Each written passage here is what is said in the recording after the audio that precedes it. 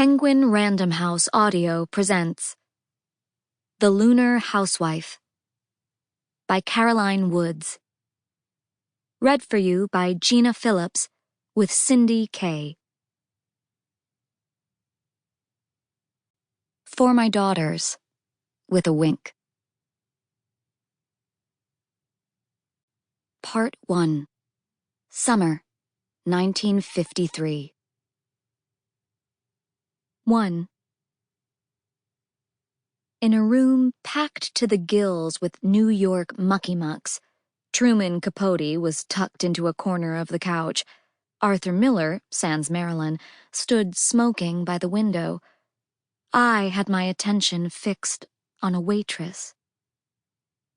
I hadn't noticed her peeping at me until Joe and I went to stand at the fireplace beside Harry and Glennis. Scanning the party guests, I landed on her and froze, the champagne glass cold in my clammy palm. Harry began delivering his toast beside me, but I didn't hear a word. Joe's hand rested, warm and firm, at the small of my back. The waitress stood apart from the crowd, tall and slim, holding her empty tray against her thighs. She wore the typical uniform, black blouse, black pencil skirt, tawny hair pulled into a chignon. Her eyes were narrowed in my direction. I knew her name, Beverly. I prayed she didn't remember mine. The more anyone said, "Hell, you can get sports on the radio, you can get politics from the Times or the Journal," the more we'd pack it in, Harry crowed to resounding laughter. How many times did I ask you, Joe, how much will it cost to add another teensy 400-word feature? Just another column. Every damn day, Joe replied to more laughter. I tore my gaze from Beverly and smiled stiffly at our audience. Damn it to hell. This was supposed to be a hot-shot moment for me. Sure, most of these people probably saw me simply as Joe Martin's girl, the armpiece of one of Downtown Magazine's founders. Little did they know I had written a feature for this issue, right after the short story from Flannery O'Connor. Anyway, thank you for believing in us sons of bitches, Harry continued. Everyone cheered, lifting little bowls of champagne like sparkling breasts. We'd gathered to celebrate the launch of Downtown's second issue in Harry and Glennis's apartment, a sprawling Classic 6 on the Upper East Side. There'd been a more formal party for the first issue, which had been a smashing success, largely thanks to Harry's popular article about the storied Harvard-Yale football contest, The Oldest Man at the Game. This should have been a more intimate bash, but the living room was crammed with people, 3/4 of them male. The attractiveness of the remaining quarter, the female guests, far outperformed the national average. Joe took a step forward. If I can add a few words. He addressed the room in a voice that wasn't quite his own. I could smell his sweat and the metallic tang of the St. Christopher medal he tucked under his collar. Harry and I, well, especially Harry, were confident we'd make it to a second issue, but we appreciate your faith in us. Thank you for spreading the word among writers, for bringing investors. Harry lifted his foggy champagne glass. And if Nelson Rockefeller were here, we'd say, "Thanks a heap for the interview, old man." "To Rocky!"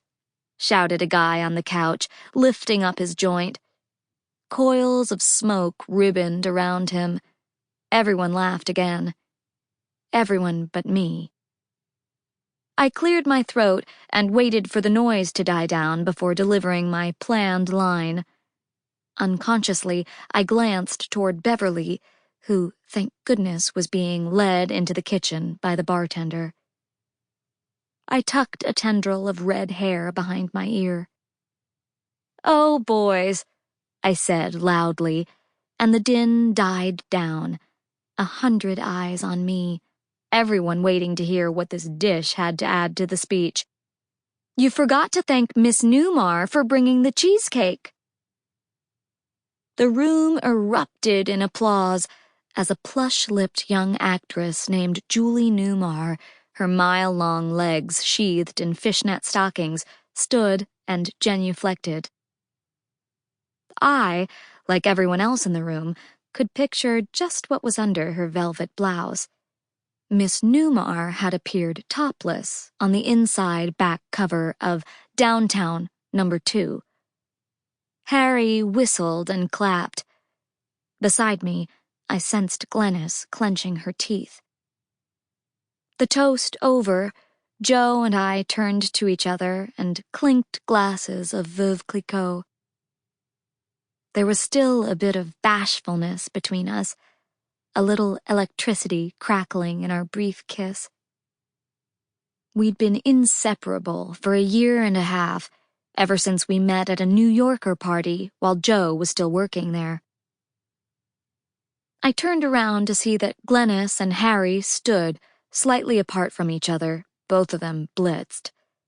A rowdy group of men were already calling him from across the room, while his wife hung back, her face grayish.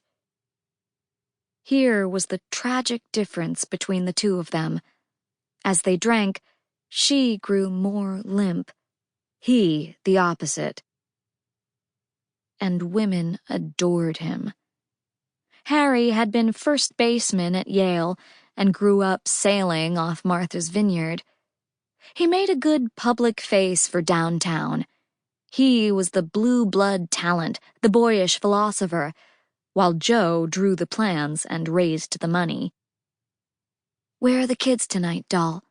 I whispered to Glenys, squeezing her elbow as she watched her husband walk away. Don't remind me I've got kids," she slurred. Then, after a beat, added, "They're at the nanny's." She looked as if she needed a bubble bath and a long night's sleep. Fortunately, Joe came up behind me then and rested his warm lips against my ear. "Louise," he said, "there's someone I'd like you to meet." "Oh, darling, you're finally introducing me to your mother," I joked, but my heart began beating very quickly. "My mother's not allowed within 50 miles of this place." He gestured to a couple getting frisky on the sofa, the man's hand traveling past the girl's garters. "No, it's even better than that. This could be a big night for you too, Lou." I licked my lips and took his hand. As we crossed the room, I hated that I had to worry about Beverly, to look for her tall frame among the crowd, but she was nowhere to be seen. Joe led me past men whose importance oozed from the leather patches on their elbows, past waiters with trays of canapés. Beside the bookcases, a group of guys were trying to pour champagne into a pyramid of glasses, even though everyone knows that never works, and I caught a glimpse of Glenys nervously eyeing her oriental rug. "Is that?" I said as a dashing, suntanned man brushed past me, flanked by 2 girls. He looked just like the actor Rory Calhoun, whom we'd seen a few weeks ago in the western The Silver Whip. "It is." Joe's grin stretched from ear to ear. Harry might have been the more obviously handsome of the two of them, with his blonde hair and big shoulders, but he was a bit too buggy-eyed for me. Plus, I didn't do the married man thing.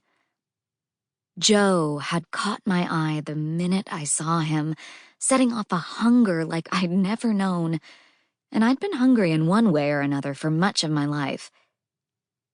At 28, he was a few years my senior. His roots were near. Sample complete. Ready to continue?